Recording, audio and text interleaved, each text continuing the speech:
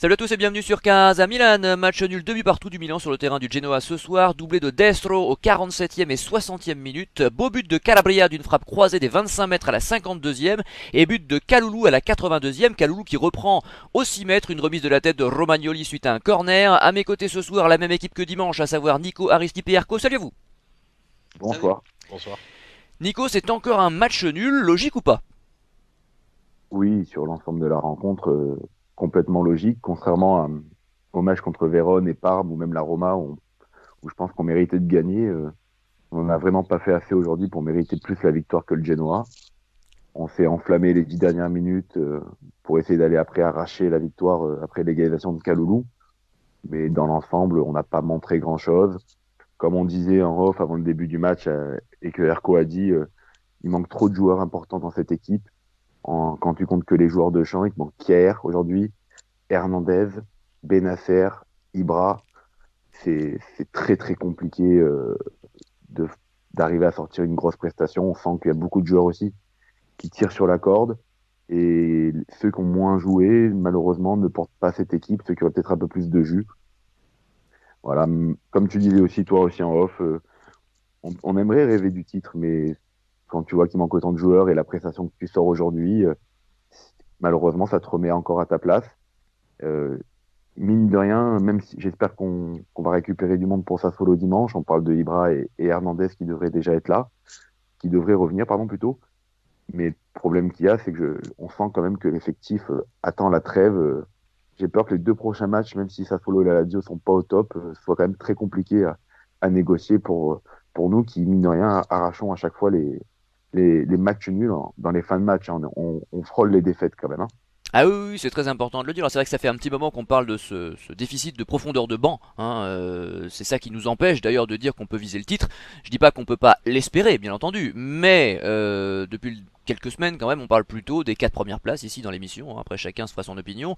Mais Aristip, on avait l'habitude depuis quelques semaines de louer le réalisme d'un bilan qui n'était pas toujours convaincant. Donc, peut-on parler finalement de l'aboutissement d'une suite de performances en demi-teinte, ou simplement de quelques petits accidents et puis d'un Milan qui finira par relever la tête sans problème avec le retour de ses cadres? Non, pour moi, c'est clairement la première option. C'est plutôt l'aboutissement finalement de plusieurs performances en demi-teinte où on s'en tirait, comme tu dis, avec disons, des égalisations dans les dernières minutes. Et y Mais là, compris ce avec soir, Zlatan, Benacer et oui, ah oui, Hernandez, hein. y compris avec Zlatan, Bernasser, Hernandez, Jair, etc., hein. Mais la différence, c'est que contrairement au match précédent, disons, où on faisait 30 tirs, 10 cadrés pour un ou deux buts, là on fait la même chose, mais avec 4 pauvres tirs. 3 cadrés, Destro qui nous met la misère alors que c'est un joueur moyen.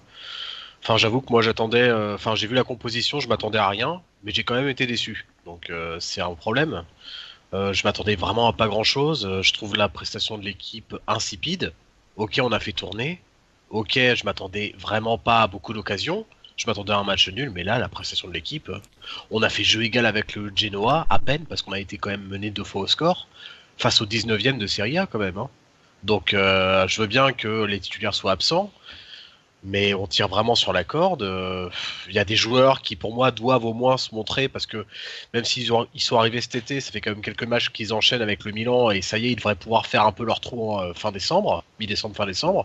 Et pourtant ce match-là était encore très mauvais les concernant, donc moi ça m'inquiète un peu.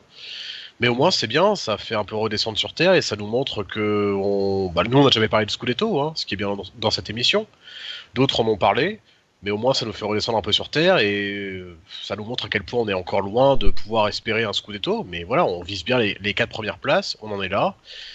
Et puis vivement la, voilà, comme vous venez de le dire, vivement la fin de la trêve et vivement fin décembre qu'on puisse récupérer quelques titulaires parce que là on attend vraiment la fin de la saison, enfin la fin de la demi-saison plutôt. Erko, pour confirmer ce que dit Aristide, c'est vrai qu'il y a eu très peu d'occasions côté milanais. Je liste un coup franc de Çalhanoğlu facilement capté ou repoussé par Perrin à la 22e. On a une grosse occasion pour Rebic, dont la frappe est sortie par Perrin à la 37e. Et je crois, oui, il y a une frappe de Hogueux juste à côté à la 78e, mais sinon pas grand chose à se mettre sous la dent, il faut le dire. Non, c'était un des gros problèmes avec la défense aujourd'hui, c'est que l'attaque n'a pas du tout été créative.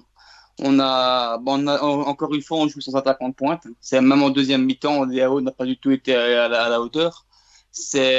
nos latéraux n'ont pas, enfin c'est quand même comment dire, une tactique qui est quand même fort portée sur le jeu latéral. Et à part Calabria, tout le reste a été nulle part. Il y a quand même un gros problème, c'est le manque de finition, de joueurs créatifs. Kalanoglu n'a pas été mauvais, on peut pas non plus lui tomber dessus, mais bon, c'est Moi, je me difficile suis quand un demandé joueur s'il jouait en deuxième mi-temps quand même. À un moment donné, j'ai vu quelqu'un avec le oui, numéro 10, il a touché très très peu de ballons, hein. peut-être un peu moins en deuxième mi-temps, mais sinon c'est quand même compliqué de demander à un joueur de créer quand il n'y a pas de mouvement autour de soi. C'est vrai. Tonali aussi n'a pas été mauvais non plus, mais c'est parce que c'est le même problème que Kalanoglu, c'est que voilà, il y a un peu rien eu. Maintenant, si on doit prendre de bilan comptable, si on prend un peu de recul et qu'on se dit que finalement le Scudetto, bah, c'était quand même pas pour nous, on peut quand même dire aussi que nos concurrents, à part l'Inter, ont tous un match nul, que voilà, jusqu'à la cinquième place, on est quand même encore assez bien, que la trêve va bientôt arriver et qu'avec un mercato assez cohérent, on pourra commater peut-être au moins deux, trois encore gros défauts qu'on a sur notre banc. Et que finalement, le 2-2, je vais pas dire qu'il est pas si mal, mais qu'il était peut-être un peu prévisible voilà, au vu quand même des nombreux blessés, des nombreux absents qu'il y a, parce que bon, il y en était quand même pas mal à se dire que ça va être compliqué d'enchaîner des résultats avec un effectif réduit, surtout chez nous. Donc voilà, si on prend un peu de recul et comment dire, après un match à froid comme ça, on peut se dire que ouais, c'est peut-être pas si mal finalement d'un point de vue comptable aujourd'hui, quoi. L'Inter qui n'a plus de compétition européenne à jouer, hein, donc qui va Ah, pouvoir se c'est vrai. reposer en milieu de semaine et qui C'est bien ça le certainement sera problème. beaucoup plus fraîche pour les matchs du dimanche ou du samedi.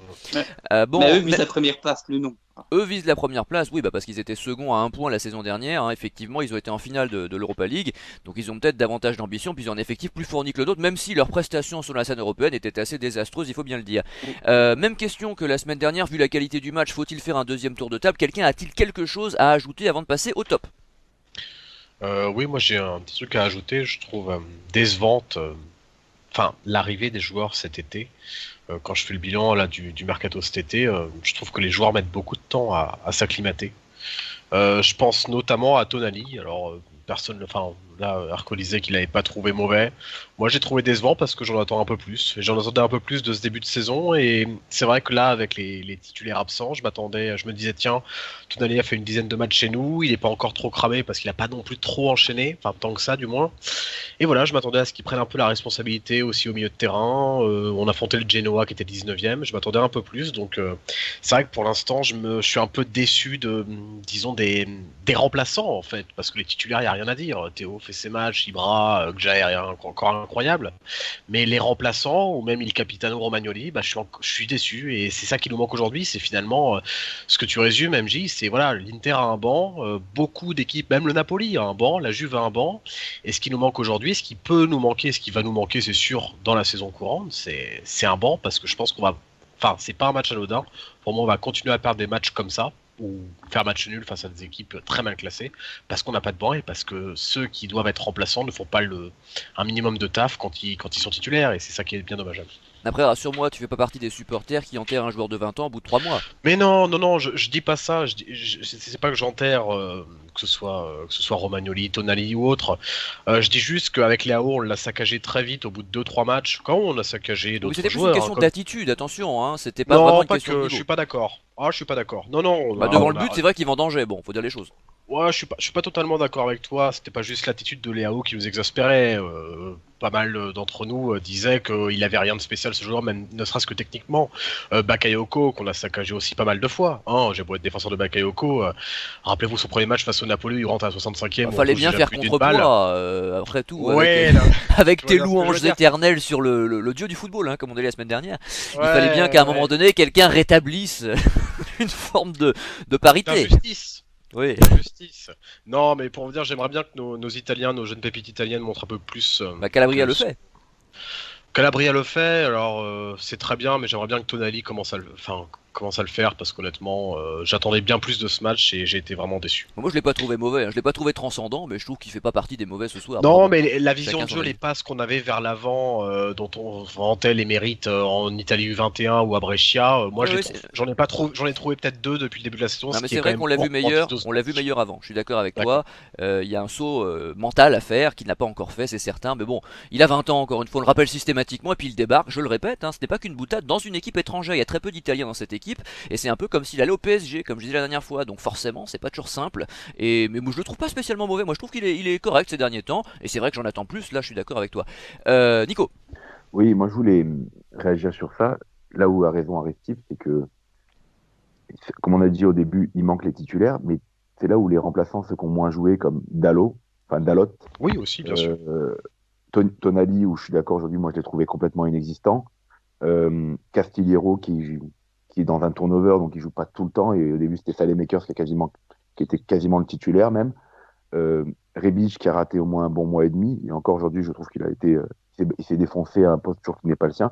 Et Léao, qu'on retrouve le Léao quand il joue comme ça de l'année dernière, ça veut dire nonchalant au possible. Ces joueurs-là doivent apporter quelque chose quand les titulaires sont pas là. Et malheureusement, c'est à eux d'apporter ce C'est souffle en ça. plus. Et aujourd'hui, ils n'ont rien apporté. C'est pas Kessié, c'est pas Calabria, c'est pas Çalhanoğlu qui aujourd'hui doivent amener un plus. Eux, ils ont joué depuis le début de la saison, ils n'arrêtent pas. Ouais. Ils ont fait leur match, ils ont été corrects. Bah, Ils pas si sont... correct que ça justement. Pas si que... Alors Caissier si bien sûr, mais enfin je veux dire, on était en train de dire avec Aristide tout à l'heure, Nico, que les prestations récentes étaient quand même pas fameuses de l'équipe et y compris des titulaires. Mais moi, je reste à dire quand même que les titulaires, mine de rien, font plutôt le boulot, même si Mm. c'était difficile.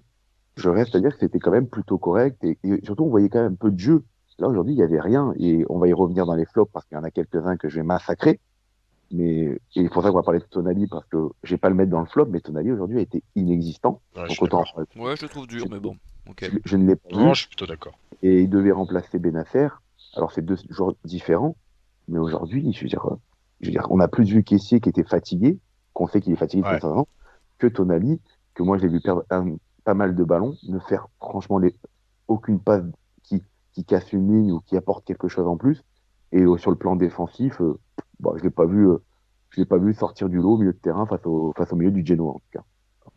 Eh bien on passe au top justement avec Erko du coup. Alors, en premier top, je mettrais donc Çalhanoğlu. Je pense que, comme je l'ai répété, je trouve qu'il de peu qu'il a su faire et qu'il a tenté de faire, c'était pas trop mal.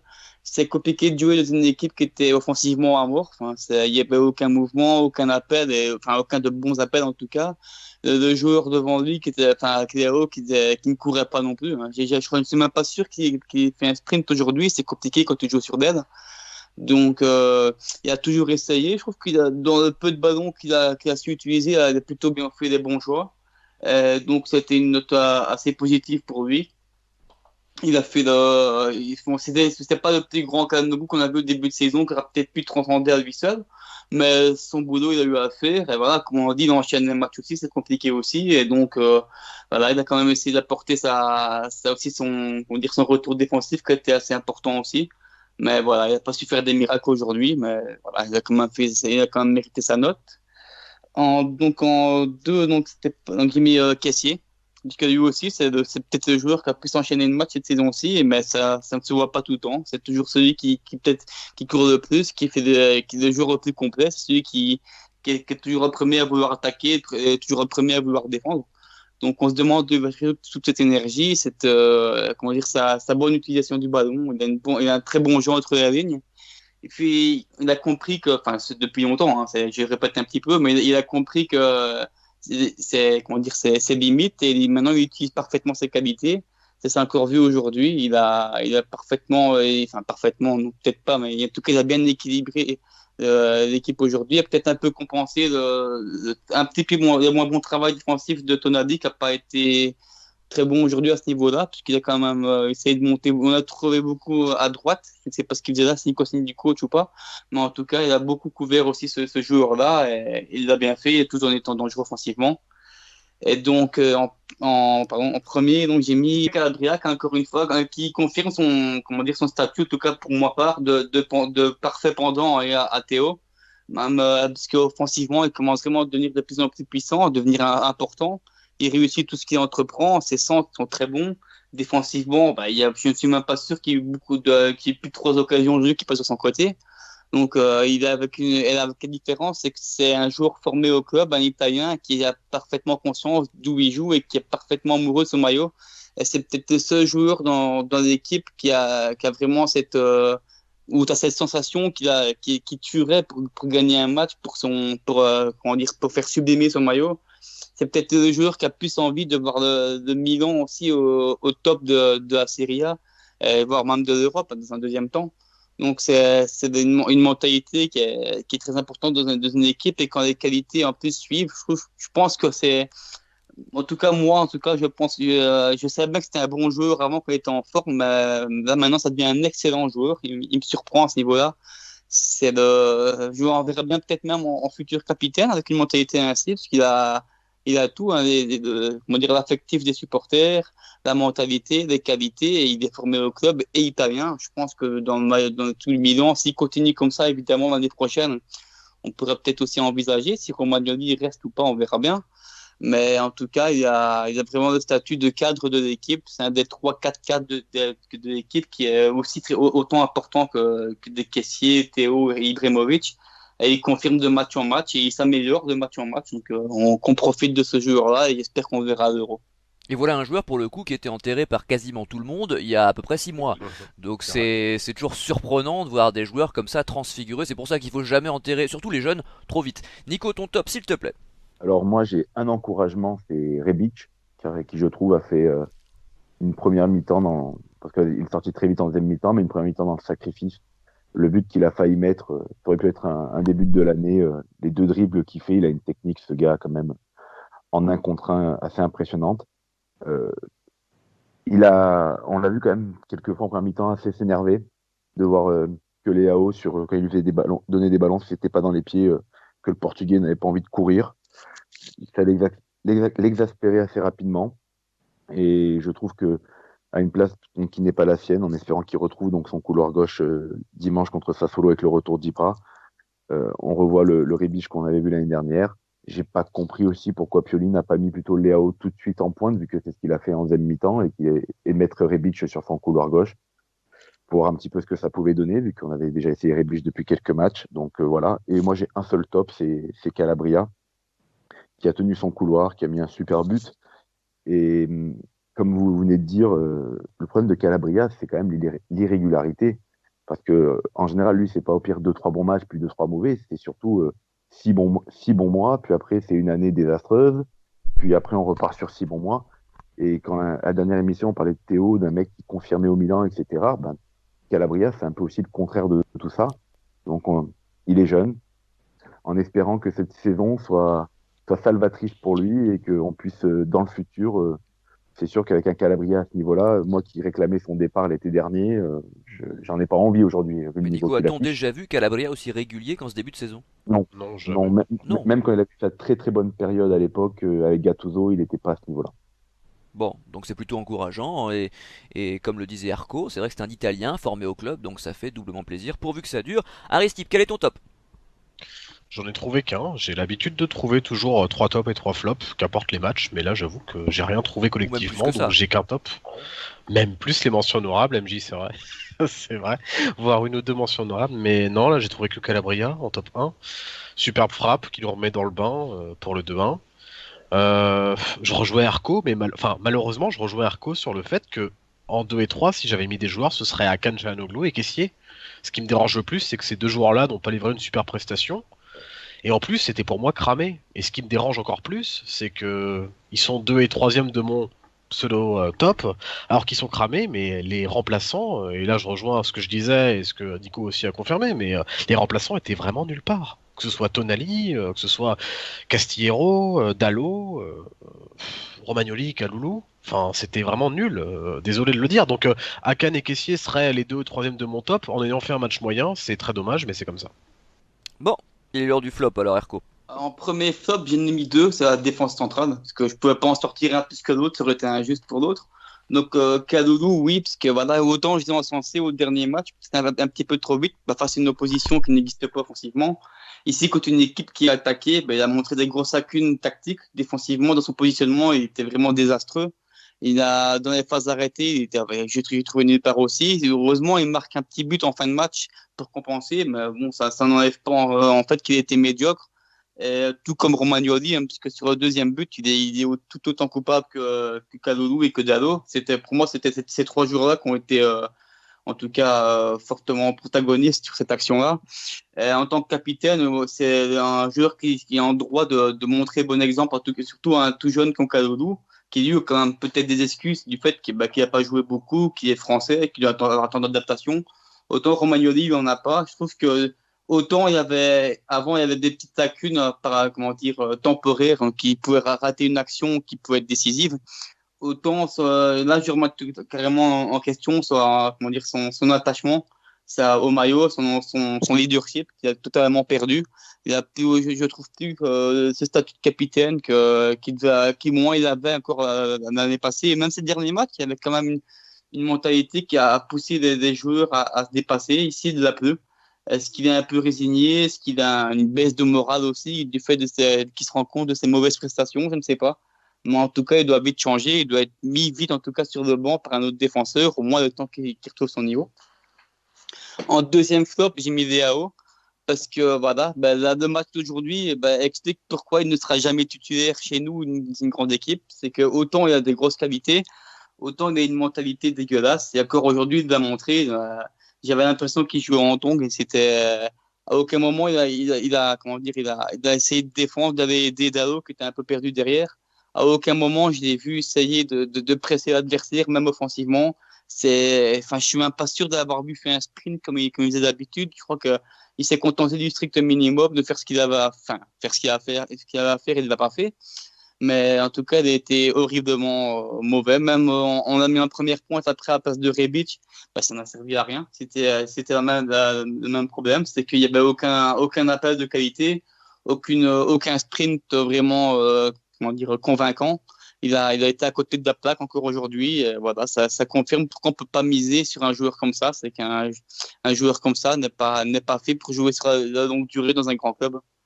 Et en première position, j'ai mis Castillero, parce que je pense franchement que c'est peut-être le pire joueur qu'on a eu à ce poste-là ces 10 dernières années. Pardon. Je me rappelle pas avoir vu pire. Il a un physique frêle, il a aucune technique, un pied gauche plus ou moins correct, mais il a aucune qualité qui fait qu'il peut être titulaire. Il n'y a rien qu'on peut ressortir de ce joueur, à part peut-être sa mentalité qui est plutôt bonne, qui est quand même un joueur qui se bat, c'est tout. C'est horrible comme avoir joué, c'est strictement inutile. Il se fait bouger par au moins le contact. Il a une frappe de balle assez désastreuse. Il n'y a aucune vision du jeu. Il y avait juste un aspect défensif qui était plus ou moins positif, mais qui était à nuancer aussi par rapport au fait que son physique beaucoup trop frêle n'aide pas vraiment en défense, parce que comme je l'ai dit, il se fait bouger par n'importe qui. Ce qui est quand même problématique en Serie A, qui est un championnat quand même relativement physique. Donc, je me demande même comment il a fait pour réussir en Espagne, ou alors est-ce qu'on nous l'a vendu comme un joueur prometteur et qu'on s'est fait avoir à ce niveau-là, je ne sais pas. Mais en tout cas, il n'a rien à faire chez nous et il n'a rien à faire dans un championnat qui a un minimum d'ambition. Donc, j'espère qu'il partira au plus vite en janvier. Et je confirme je répète que c'est le pire joueur qu'on a eu à son poste depuis très longtemps. Erco, tout en nuance ce soir, mais comme Nico nous a dit tout à l'heure qu'il avait des joueurs à défoncer, je suis pas sûr que ce soit plus nuancé qu'Erco, on verra. Vas-y Nico. Alors moi, si Erko, lui, il n'a pas réussi à faire le choix entre Romagnoli et Kalulu, moi je l'ai fait. En numéro 3, c'est Romagnoli. Parce que sur le premier but, si Kalulu n'est pas sur Destro quand Donnarumma sort la première parade, c'est parce que Romagnoli laisse le temps je ne sais pas comment il s'appelle, je crois que c'est El Gore, le joueur du Genoa, de contrôler, de pouvoir se retourner et d'enchaîner une reprise de volée. Et c'est Kalulu qui vient faire le pressing sur ce joueur. Et derrière, malheureusement, il n'est pas sur Destro. Donc déjà, c'est la première erreur de Romagnoli. Ensuite, après, Kalulu, il a le droit aussi de perdre un duel à la tête contre Destro, donc j'ai pas non plus lui en vouloir sur le deuxième but. Et Kalulu, alors même si c'est comme tu l'as dit, MJ, c'est Romagnoli qui fait la passe D, c'est quand même lui qui marque le but. Donc j'ai plus souligné Kalulu que Romagnoli. Et Romagnoli qui fait une première mi-temps correcte, hein, mais une deuxième mi-temps où je trouve, voilà, aux abonnés absents. Il a fait, après son but contre Lazio, il avait fait un chute à la caméra, certainement pour la presse, les supporters, tous ceux qui le critiquaient. Il avait fait 2-3 bons matchs ensuite. Quand tu ressors une prestation comme ça, tu vois, c'est des trucs qui te retombent sur le coin de la gueule en général. Enfin, donc, très décevant de sa part. Le week-end prochain, certainement, ce sera certainement la même charnière, vu que Kier sera toujours pas rentré. On l'attend pour la Lazio. Donc, en espérant que ça tienne le coup dimanche. En numéro 2, Leao, un joueur que tu as autant envie de porter au nu après un match contre l'Inter et tu dis il a un talent dingue. et un joueur à qui tu as envie peut-être de mettre des gifles après un match comme ça, tellement il t'exaspère. Moi, à part le décalage pour Roguet, j'ai rien vu du tout. Euh, c'est S'il faut lui mettre le père fouettard à chaque fois d'Ibrahimovic sur le terrain pour qu'il fasse son match, ça va quand même être très très compliqué. Et je pense que comme l'a dit Erko, c'est pour ça que ce joueur, malheureusement, j'ai du mal à croire que dans le futur, il puisse devenir un très grand joueur quand tu te comportes comme ça arrive malheureusement trop souvent. Et en numéro un, c'est Dalot, qui dimanche, ouais, c'était dimanche, j'avais parlé de nos anciens grands latérales gauche qu'on avait eu, ben, il est dans cette lignée, hein, parce Latéraux. que latéraux, oui, latéraux. Euh, il est dans cette lignée. Il n'a pas pris un seul risque. Alors c'est sûr que par rapport à Hernandez, c'était le jour et la nuit, hein. Pas, pas un débordement, pas un centre. J'avais l'impression que avec les pieds, il était embêté parce que dès qu'il recevait le ballon, les contrôles, c'était les contrôles un peu à l'américaine. Passe en arrière, on prend surtout aucun risque. Et les deux buts viennent quand même de son côté, où il laisse pareil le latéral du Genoa centré à sa guise pour bien mettre ça dans le paquet. Et pareil, quand Scamacca fait cette magnifique reprise en fin de match que Donnarumma sort, ça vient aussi encore du côté de Dalot. Donc un match à complètement oublié pour lui. En plus, c'est un pré sec, donc je ne vois pas ce que le Milan il gagne de faire jouer au final ce gars. Il avait fait deux bons matchs contre le Celtic et Sparta Prague. Voilà, bon, bah, il jouera certainement contre le Torino en huitième de finale de coupe, mais bon, après, faudra pas attendre mieux en tout cas. Écoute-moi Aristip. En troisième passe de ce flop, j'ai mis Tonali. Alors Tonali que j'ai déjà un peu saccagé en introduction. Alors, ce qui est bien avec Tonali, c'est que pour l'instant, bon, il a 20 ans, il est italien, ça fait quand même un bon plus.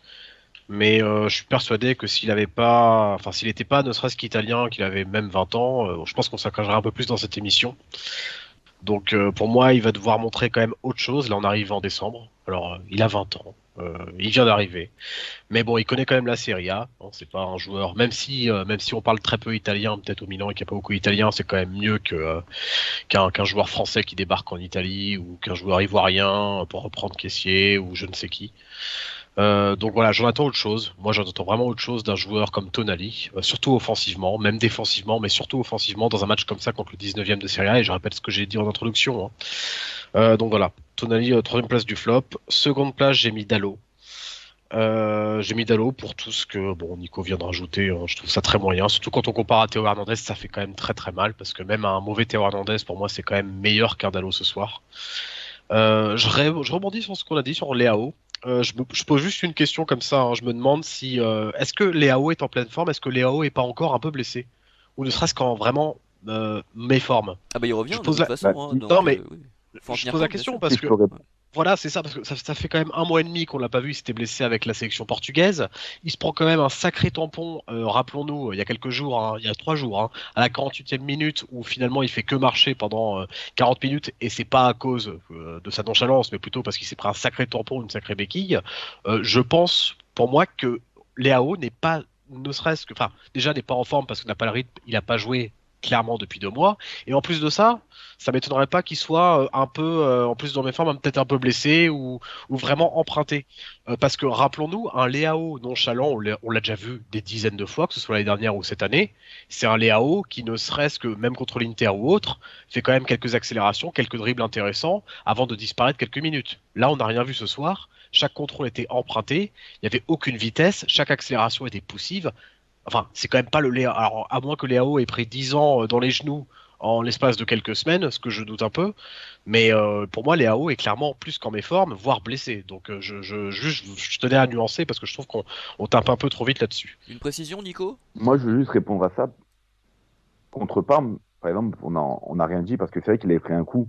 Aujourd'hui, il joue 90 minutes. C'est que le staff, à mon avis, et Pioli font pas non plus n'importe quoi. S'il avait 50 minutes ou qu'il pouvait pas commencer, il serait peut-être sorti ou il serait rentré en cours de match. Là, moi, j'ai vu le même mec que l'année dernière, en fait. Le mec qui a pas envie, que tu as l'impression que ça l'emmerde. Je veux dire, contre l'Inter, oui, il y a de la nonchalance. Mais il y a aussi l'éclair de génie, il y a un dribble, il y a une accélération. Là, il y a rien. Après, ça, on l'a toujours dit. C'est pour ça que j'ai tendance à penser que Ibra y est pour beaucoup. Quand tu as Ibra sur le terrain, je pense que le match, il y a quelques-uns, le match qu'ils font, ils se le permettent pas sur le terrain. Et Léao, malheureusement, c'est un gars à qui il faut, je pense, franchement, le bâton. Et aujourd'hui, il a dû se croire au-dessus des autres, peut-être se prendre pour une star. Mais des matchs comme ça de Léao, on l'a massacré l'année dernière.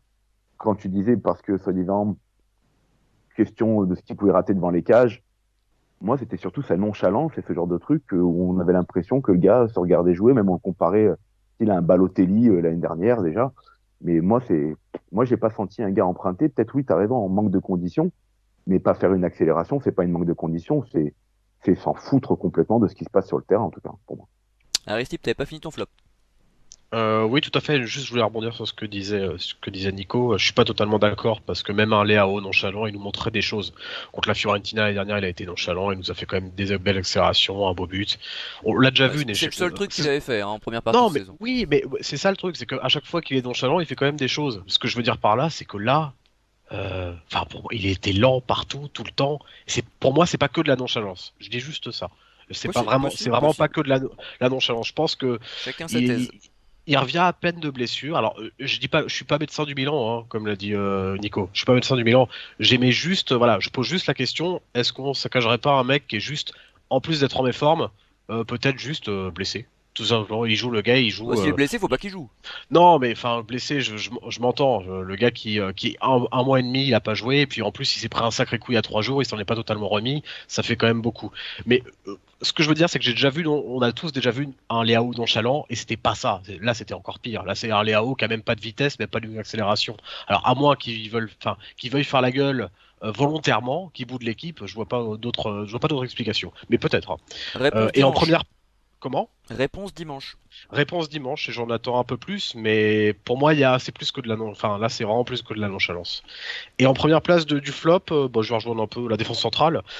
La défense centrale alors j'ai envie de dire égalité parce que mais en fait moi j'en veux plus à Romagnoli. J'en veux plus à Romagnoli parce qu'on prend quand même 2 buts d'un mec bon qu'on a eu chez nous, un goal d'Alex ça on connaît mais bon d'un mec moyen du 19e de Serie A et puis Romagnoli merde, enfin excusez-moi hein, du terme mais enfin je veux dire enfin, Kaloulou, je lui en veux pas, quoi. Enfin, oui, ok, il est en retard sur le deuxième but, il se fait devancer, mais Romagnoli, il est nulle part, il fait une faute stupide.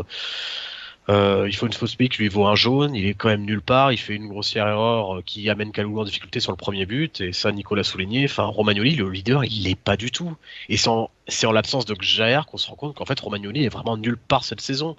Et moi, c'est ce qui m'inquiète, et en fait, c'est pour ça que je le mets en flop numéro 1 bien plus que Kaloulou, parce que j'en attends vraiment autre chose, comme Tonali, hein, j'en attends vraiment autre chose de Romagnoli.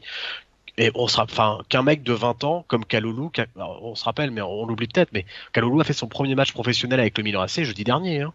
Bien sûr. On parle d'un gars qui a fait son premier match en professionnel il y a même pas une semaine et qui se retrouve titulaire maintenant. On parle pas d'un gars qui est là depuis 4 ans, capitaine du Milan, etc. Et pourtant, ça offre quasiment la même performance ce soir. Et je trouve ça scandaleux. Bien. Il est l'heure du mot de la fin d'Erco. Bah, je reste quand même assez persuadé que voilà, si on arrive à résoudre les problèmes en janvier du défenseur central et de l'attaquant de pointe, on aura quand même beaucoup moins de difficultés que maintenant contre des équipes ainsi et en cas de blessure. C'est quand même deux extrémités du terrain de football, enfin de l'équipe, pardon. C'est quand même 2 points où on pêche énormément, où on voit quand même que les grosses difficultés. On voit que sans point de repère devant, bah, offensivement, on est perdu.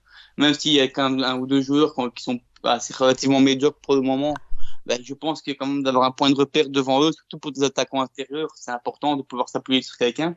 Je pense notamment, ben, on a vu aujourd'hui qu'il est rentré à Skamaka, qui est rentré, qui a fait quand même une bonne petite rentrée, qui a montré qu'il était un attaquant puissant et relativement technique. Donc pourquoi pas en Ibrahimovic. Et gros arrêt de Donnarumma à la 89e sur la bicyclette de Scamacca, on n'en a pas parlé, mais c'est une action exceptionnelle. Ça peut être le but de l'année en Serie A, ça. Hein. Clairement, surtout qu'il n'était pas libre sous marquage, donc le geste est encore d'autant plus difficile. C'est vraiment un geste d'un joueur sûr de lui et qui a une aisance technique, et voilà, c'était son cas à lui. Mais en plus de ça, c'est vraiment son statut physique qui me rassurait à ce poste, parce qu'il a vraiment je sais pas qu'il est aussi puissant qu'Ibrahimovic, mais c'est un attaquant qui résiste au coup et qui a l'air relativement bon de la tête et dans le jeu aérien. Et mon candidat l'a confirmé il y a pas longtemps, les joueurs qui recherchent progression en défense et je pense même en attaque, c'est des joueurs qui sont bons de la tête, qui savent aller chercher gagner des duels aériens. Oui, tu veux dire que c'est pas Castillero, quoi. Oui, entre autres, oui, mais bon, avec Casillero, c'est un ailier, c'est pas encore trop Oui, grave, oui, il est pas j'ai grand et bien compris, puissant. mais c'est pour rebondir sur ta nuance de tout à l'heure, mais il n'y a pas de Oui, souci, vas-y. oui, ouais, c'est tout à fait l'opposé, en fait. Donc, mais oui, effectivement, voilà, on a besoin de joueurs comme ça. J'espère qu'on recrutera aussi des joueurs en Serie A, surtout pour le poste de défenseur, parce qu'il faut quand même un joueur qui puisse s'adapter assez rapidement, puisque le mois de janvier va être assez chargé également. Donc, en plus, la Coupe d'Italie va commencer à arriver. Et même si on n'a pas vraiment envie de la jouer, ce sera quand même des matchs qui seront là pour nos réserves. Donc, ce sera quand même des joueurs qui seront aussi un peu plus fatigués.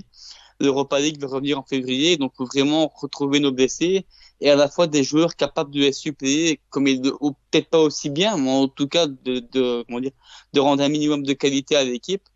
J'espère qu'on va vraiment miser sur ces deux points-là. Si on ne recrute pas d'ailier, à la limite, c'est droit en tout cas, c'est pas grave, c'est pas une priorité pour pour cet hiver, pardon.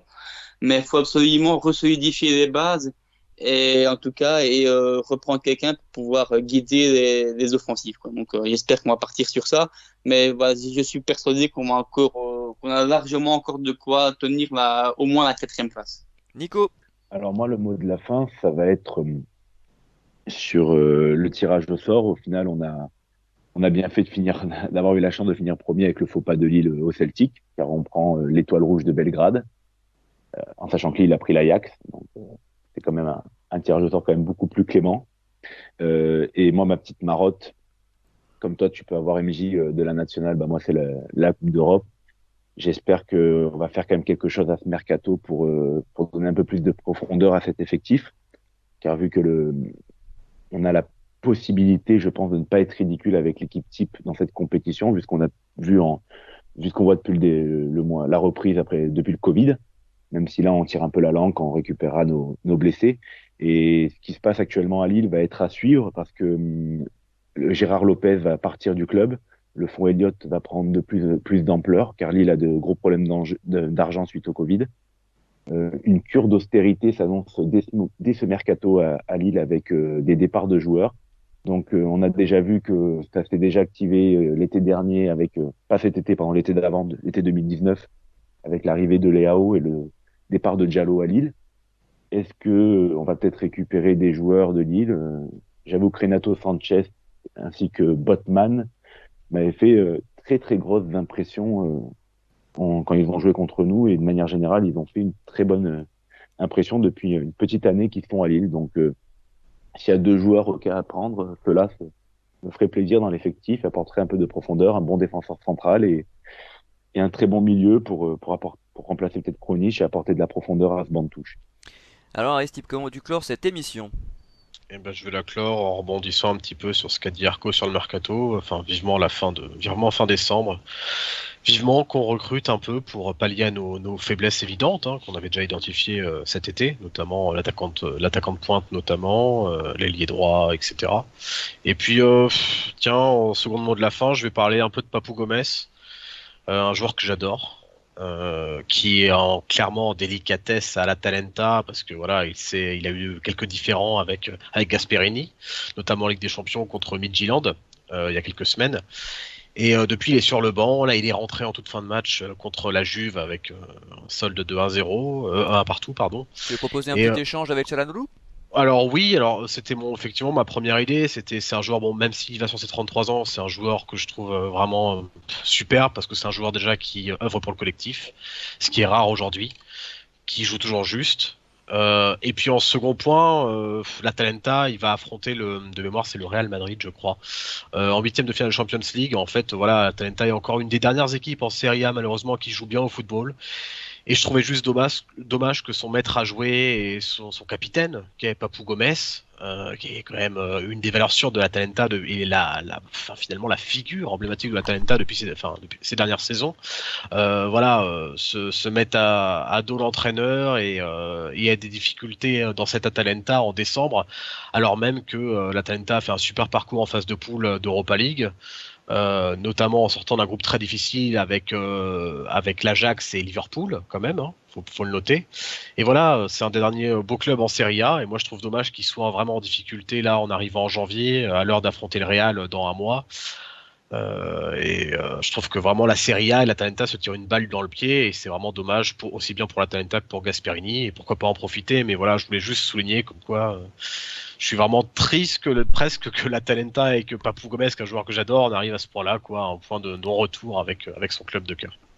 Bon bah moi j'ai pas grand chose à ajouter, je vais dire comme il y a quelques années, vivement l'euro, puisque c'est vrai que les compétitions internationales me manquent, tu parlais de ça hein, Nico, tu parlais des compétitions européennes et de mon amour, de mon affection particulière pour la nationale, et bah oui, c'est ce que j'attends, on va avoir 2 compétitions internationales d'affilée là finalement, hein, puisqu'il y aura l'euro donc cet été, puis la Coupe du Monde donc dans 1 an et demi, et ça ce sera pour moi le plus passionnant à suivre, même si bien évidemment je souhaite comme tout le monde que le Milan se qualifie pour la Ligue des Champions. On se retrouve donc dimanche, certainement en fin d'après-midi, puisque le match a lieu à 15h. Donc c'est le match contre le Sassuolo de Locatelli, hein, il ne faudra pas le rater celui-là. Sassuolo qui fait un beau début de saison. Et donc l'émission sera certainement en ligne vers 18h, enfin en fin d'après-midi, c'est toujours comme ça. Bonne fin de semaine à vous et à dimanche, salut. Ciao. Ciao. Salut.